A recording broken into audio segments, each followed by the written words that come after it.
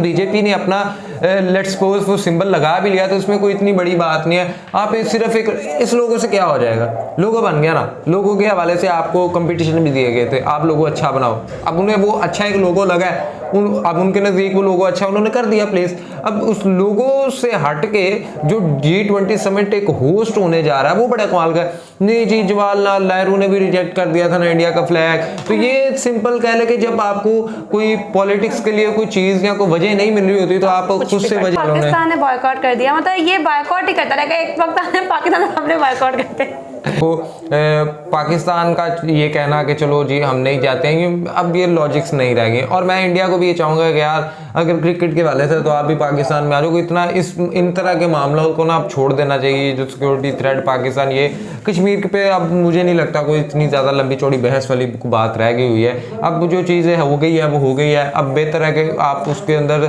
Suggestion दे सको। और अस्सलाम वालेकुम, नमस्ते, सत श्री अकाल, welcome to YouTube channel Khadija Mehran reaction. It's me your host Khadija Waseem, मेरे साथ हैं मैं राना से।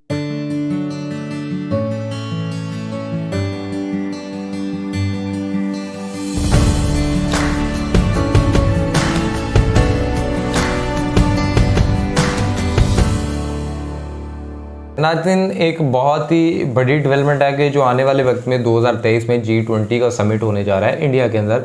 और इस हवाले से पहले भी बहुत सी थी कि वो कश्मीर में भी होगा, लेकिन अभी उसके लोगों को लेके एक बहुत ही शॉकिंग किस्म की जो कांग्रेस की तरफ से एक आई है स्टेटमेंट, और ये आई है राहुल गांधी जी के हिसाब से कि ये जो है लोगो ये किस तरह का, ये एक शॉकिंग किस्म की स्टेटमेंट है। सो ये अपने आप में अभी इंडिया के अंदरूनी मामलात में ये क्यों चीज़ें होने लगी हैं, तो एक वीडियो को देखते हैं और फिर वीडियो के एंड पे देखते हैं कि इसके ऊपर क्या डेवलपमेंट हो सकती है। तो वीडियो के लिंक आपको डिस्क्रिप्शन में मिल जाएगा, लेकिन साथ साथ अगर आपने हमारा चैनल सब्सक्राइब नहीं किया बस सब्सक्राइब चैनल और बेल आइकन को लाजमी प्रेस तो चलते हैं देखते हैं। नमस्कार, वेलकम यू वर्ल्ड अफेयर्स। मैं प्रशांत धवन। नाउ रिसेंटली जो G20 लोगो इंडिया ने अनवील किया है 2023 के G20 समिट के लिए, इसको लेकर एक बहुत ही बड़ा विवाद खड़ा हो गया है ना। पहली बात तो यहाँ पे आपको समझना होगा, जो 2023 में भारत G20 समिट होस्ट करेगा, ये अपने आप में गोल्डन ईयर रहने वाला है भारत की डिप्लोमेसी के लिए, क्योंकि भारत अपने इतिहास में पहली बार इतना बड़ा समिट होस्ट करेगा जहां पर दुनिया भर के कंट्रीज के जो हेड ऑफ स्टेट हैं वो आएंगे भारत में। हालांकि मुझको यहाँ पर ऐड करना पड़ेगा कि G20 as a group form हुआ था 1999 में, तो ऐसा नहीं है कि बहुत लंबे समय तक ये समिट हम होस्ट नहीं कर पाए थे। इवेंचुअली इंडिया का नंबर आना ही था और फाइनली 2023 में भारत का नंबर आएगा। दुनिया के वो देश जो टोटल मिलाकर 80% दुनिया की जीडीपी बनाते हैं, ये सब कंट्रीज इनके हेड ऑफ स्टेट होंगे भारत में। उसके अलावा इंडिया ने यह भी यहाँ पर इंश्योर किया है कि आसपास के कई देश, इंडिया के आसपास के कई देश जो एक बार को G20 के मेंबर नहीं भी हैं, जैसे कि UAE हो गया, ओमान है, उसके अलावा वेरियस और वेस्ट एशियन कंट्रीज हैं जो G20 के मेंबर नहीं है, उनको भी इंडिया इनवाइट करेगा इस समिट में। और देखो, समिट चाहे किसी का भी हो, ब्रिक्स का समिट हो, G20 का समिट हो, G7 का समिट हो, हर समिट का ना एक लोगो बनता है। वो लोगो आप देखोगे हर जगह फेमस हो जाता है। अब इंडिया ने 2023 के G20 समिट के लिए एक लोगो अनवील किया, दुनिया को दिखाया कि देखिए ये होगा हमारा लोगो 2023 के G20 समिट का। अब इस लोगो को लेकर भारत में पॉलिटिक्स स्टार्ट हो गई है। भारत में जो कांग्रेस पॉलिटिकल पार्टी है ये यहाँ पर कह रही है कि शॉकिंग बात है कि बीजेपी ने जो G20 लोगो इंट्रोड्यूस किया है इसमें लोटस बना हुआ है। बेसिकली इनका कहना यह है कि जो करंट गवर्नमेंट है इन्होंने अपना पॉलिटिकल सिंबल G20 के लोगो में डाल दिया। अब आप यहाँ पर कहोगे वेट, ये कैसे हो गया? यहाँ पे आप देख पाओगे ये है बीजेपी का इलेक्शन सिंबल और ये यहाँ पे आप देख पाओगे G20 का लोगो है।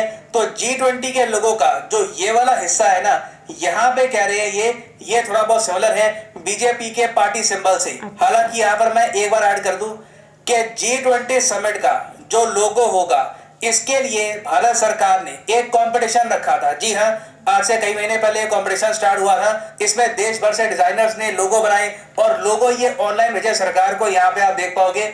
और सरकार ने इन लोगोस के बदले लोगों को इनाम भी दिया है 15-15 हजार रुपए का। यहाँ पे आप देख पाओगे ये सब जो लोगो है इनको इनाम मिला है। और इवेंचुअली सरकार ने जो इंडिया की G20 प्रेसिडेंसी का लोगो चूज किया है वो यहाँ पे आपको दिख जाएगा। इसका रीजन यहाँ पे है कि इस लोगो में न्यू इंडिया, उसके अलावा इंडिया जो प्रॉस्पर कर रहा है, इंडिया की ग्रोथ, सब सिंबॉलिक रूप से दिखाई गई है।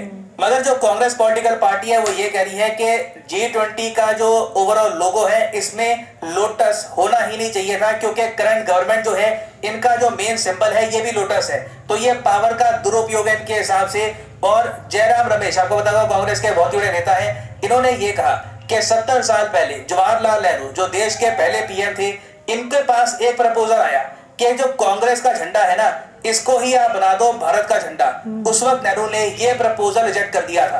तो ये यहाँ पर कह रहे हैं कि जवाहरलाल नेहरू ने तो अपने टाइम में काफी बड़ा दिल दिखाया, मगर जो करंट गवर्नमेंट है इनके हिसाब से इन्होंने गलत इस्तेमाल करके अपनी पार्टी का जो सिंबल है एक इंटरनेशनल समिट के लोगों में डाल दिया है। अब इसके रिस्पॉन्स में बीजेपी ने ये कहा है कि देखो लोटस को आप सिंपली ये मत देखिए कि बीजेपी का ये सिंबल है, आप वैसे सोचकर देखो तो लोटस अपने देश का नेशनल फ्लावर भी है, और देश का नेशनल फ्लावर ये आज से कई दशकों पहले बन गया था। उसके अलावा हरदीप पुरी साहब, आपको याद होगा रिसेंटली इनका जो इंटरव्यू था CNN को, ये बहुत वायरल हो गया था रशियन ऑयल को लेकर।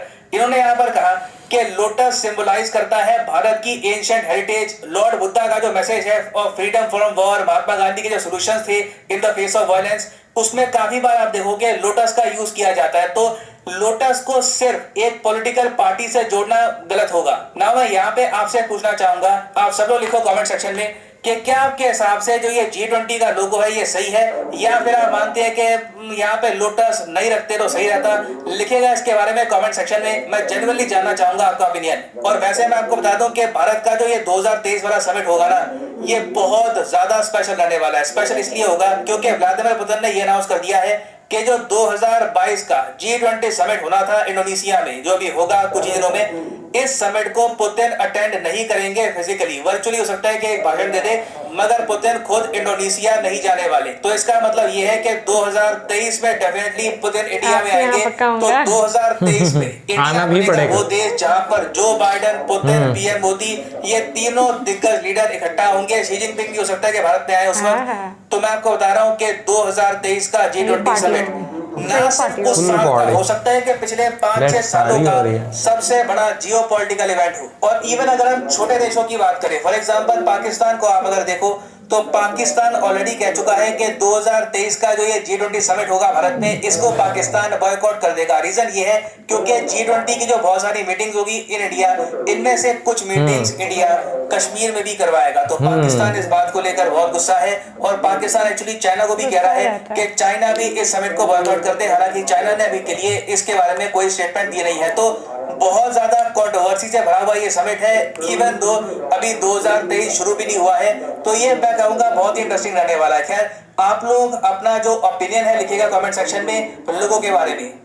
और फाइनली आपसे एक मल्टीपल चॉइस क्वेश्चन भी मैं पूछूंगा। क्वेश्चन यहाँ पर यह है कि रशिया हाल ही में बन चुका है सबसे बड़ा एक्सपोर्टर पिग आयरन का किस कंट्री को इस फाइनेंशियल ईयर में। ये है यहाँ पे आपकी ऑप्शन, चाइना, इंडिया, जापान या फिर पाकिस्तान। जापान होगा। बहुत आर्टिकल पब्लिश हुए हैं कि dash is the highest exporter of pig iron. तो लिखिएगा इसके बारे में कमेंट सेक्शन में। जापान होगा। जो लोग सही आंसर करेंगे जापान को बहुत ज्यादा समझ पाए कि सही आंसर क्या है। चाइना। सो मैं आपको एक चीज़ खतीजा पहले तो ये बता दूं कि बड़ी मज़ेदार सी और इंटरेस्टिंग सी चीज़ है कि ये देखो पाकिस्तान का ये कहना कि चलो जी हम नहीं जाते हैं, अब ये लॉजिक्स नहीं रह गए। और मैं इंडिया को भी ये चाहूँगा कि यार अगर क्रिकेट के वाले से तो आप भी पाकिस्तान में आ जाओ। इतना इन तरह के मामलों को ना आप छोड़ देना चाहिए। जो सिक्योरिटी थ्रेट पाकिस्तान, ये कश्मीर पे अब मुझे नहीं लगता कोई इतनी ज़्यादा लंबी चौड़ी बहस वाली बात रह गई हुई है। अब जो चीज़ें हो गई है वो हो गई है। अब बेहतर है कि आप उसके अंदर सजेशन दे सको और कश्मीरियों को भी आगे बढ़ने का मौका देना। चले भाई ये इसको हम एक साइड पे कर देते हैं। अब बात आते हैं लोगों को लेके।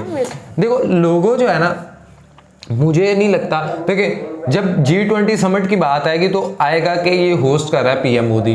तो पीएम मोदी किसके हम बीजेपी के, और अगर बीजेपी ने अपना लेट्स सपोज वो सिंबल लगा भी लिया तो उसमें कोई इतनी बड़ी बात नहीं है। आप सिर्फ एक इस लोगों से क्या हो जाएगा, लोगो बन गया ना। लोगों के हवाले से आपको कंपटीशन भी दिए गए थे, आप लोगो अच्छा बनाओ। अब उन्हें वो अच्छा एक लोगो लगा है, अब उनके नजदीक वो लोगो अच्छा उन्होंने कर दिया प्लेस। अब उस लोगो से हट के जो G20 समिट एक होस्ट होने जा रहा है वो बड़ा कमाल का।